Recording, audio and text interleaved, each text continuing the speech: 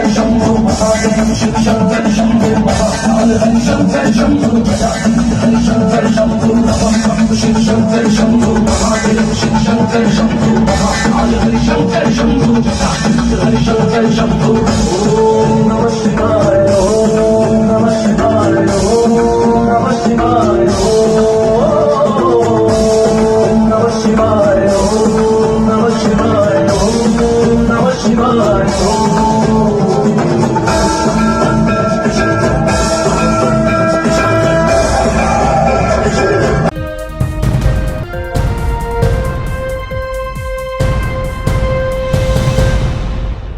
देखा मोदी जी कितने मस्त अंदाज में म्यूज़िक पर थिरक रहे हैं और उनके हाथों पर आप गौर से देखिए किस तरह से उनकी उंगलियां म्यूज़िक के साथ वो एंजॉय कर रहे हैं और फ़ोटो शूट करा रहे हैं।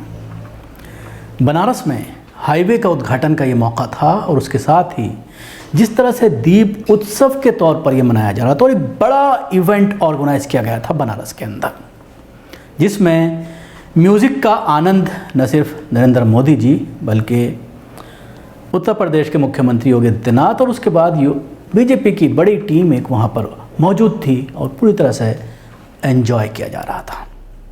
इस वीडियो को लेकर सोशल मीडिया पर यह कहा जा रहा है कि जिस तरह से सन 86 में रूम जल रहा था और नीरो बांसुरी बजा रहा था, उसने खुद आग लगाई थी रूम के अंदर और जब तक आग के शोले उठते रहे, जब तक आग की लपटें उठती रही, वो बांसुरी बजा करके एंजॉय करता रहा। हालांकि उसके बाद उसका ख़ात्मा हो गया। कल जब इस तरह की चीज़ें सामने आई, सोशल मीडिया पर एक कोहराम मच गया। आपने देखा होगा कि पिछले 6 दिन से किस तरह से किसान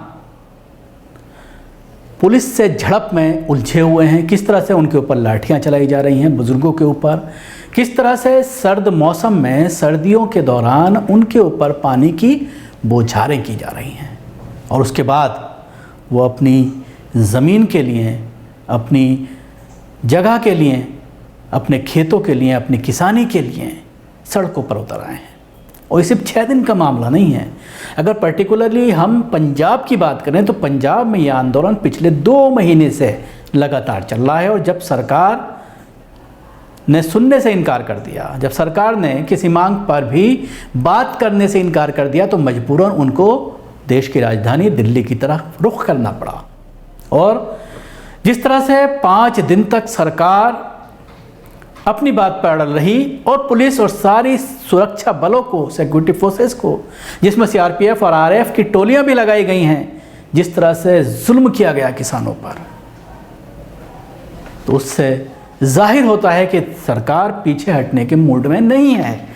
हालांकि एक नई चाल चल करके उनको सिंधु बॉर्डर से हटा करके जिस तरह से एक ग्राउंड के अंदर ये कहा गया कि आप यहाँ आकर के अपना प्रोटेस्ट करें, और हालांकि समझदारी का साहस देते हुए, समझदारी का सबूत देते हुए किसान नेताओं ने वहाँ जाने से इनकार कर दिया और उनकी समझ में आ गया कि अगर हम वहाँ जाएंगे तो उनको अरेस्ट किया जा सकता है, उनको जेल बना दिया जा सकता है, ओपन जेल के तौर पर उसको बना दिया जा सकता है और जो उनका आंदोलन है वो ठंडा पड़ सकता है। आज जिस तरह से आज बातचीत के लिए बुलाया गया है किसान नेताओं को पंजाब के, लेकिन उसके बाद शाम को उत्तर प्रदेश और हरियाणा के किसानों को बुलाया गया है। ये भी एक सोचने का विषय है कि आखिर अलग अलग क्यों बुलाया जा रहा है। 30 नेताओं को आज पंजाब के बुलाया गया है सुबह में, दोपहर के वक्त, और शाम के वक्त उत्तर प्रदेश और हरियाणा के किसानों को बुलाया जा रहा है बैठक के लिए।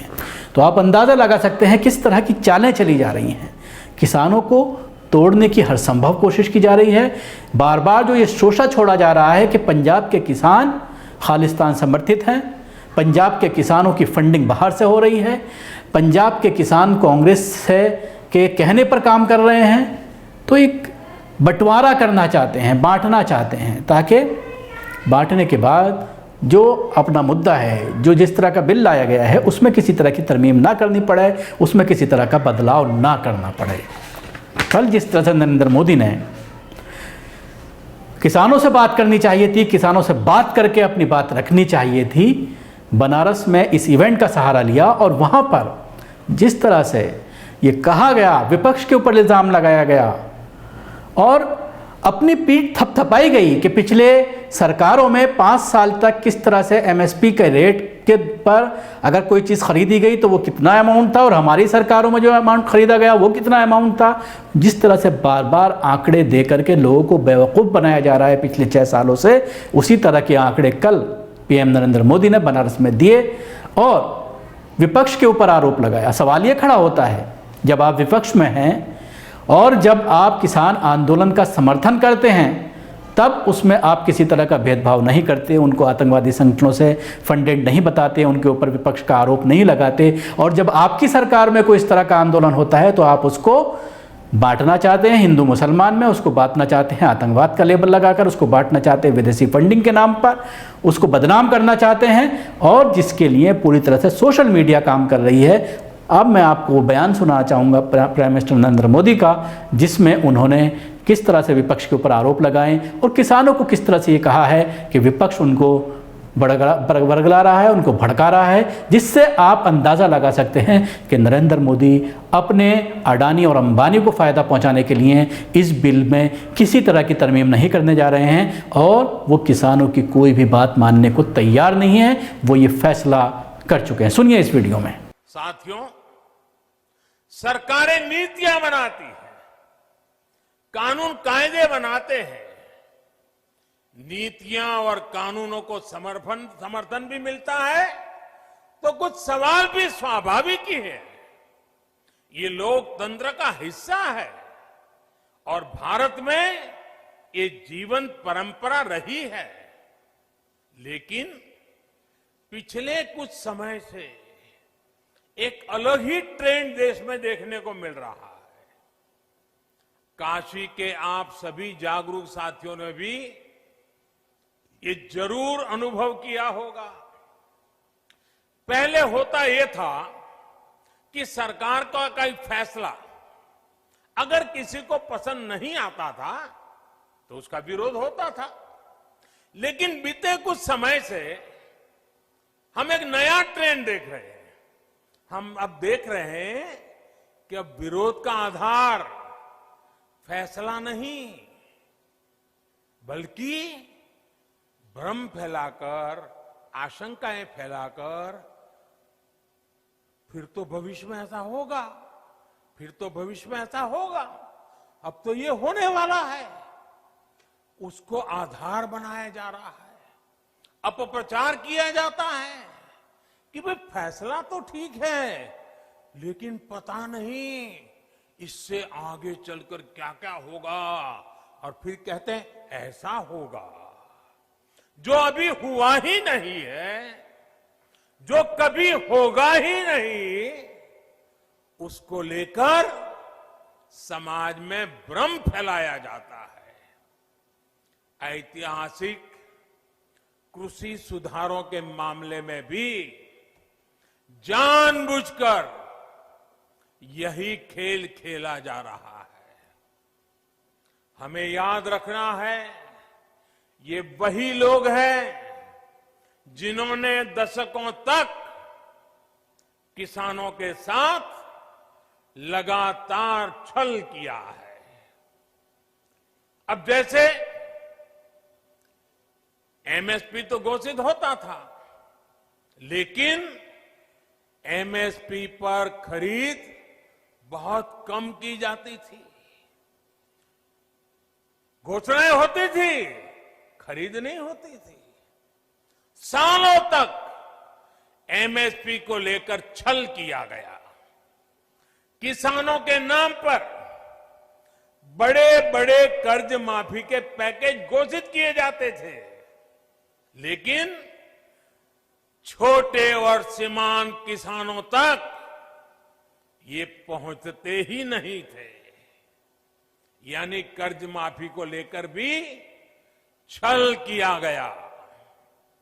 किसानों के नाम पर बड़ी बड़ी योजनाएं घोषित होती थी, लेकिन वो खुद मानते थे कि 1 रुपये में से सिर्फ 15 पैसे ही किसान तक पहुंचते हैं। यानी योजनाओं के नाम पर छल, किसानों के नाम पर खाद पर बहुत बड़ी सब्सिडी दी गई, लेकिन ये फर्टिलाइजर खेत से ज्यादा काला बाजारियों के पास पहुंच जाता था। यानी यूरिया खाद के नाम पर भी छल। किसानों को प्रोडक्टिविटी बढ़ाने के लिए कहा गया, लेकिन प्रॉफिटेबिलिटी किसान के बजाय किसी और की सुनिश्चित की गई। पहले वोट के लिए वादा और फिर छल, यही खेल लंबे समय तक देश में चलता रहा है। शुक्रिया। आपको हमारी ये कोशिश कैसी लगी ज़रूर बताएं। हमारे YouTube चैनल को सब्सक्राइब करना ना भूलें, इसके साथ ही बेल आइकन ज़रूर दबाएं। धन्यवाद। सभी अहम खबरों के लिए न्यूज़ MX को सब्सक्राइब करें, साथ ही बेल आइकॉन को जरूर दबाएं। लाइक, शेयर, कमेंट करना ना भूलें।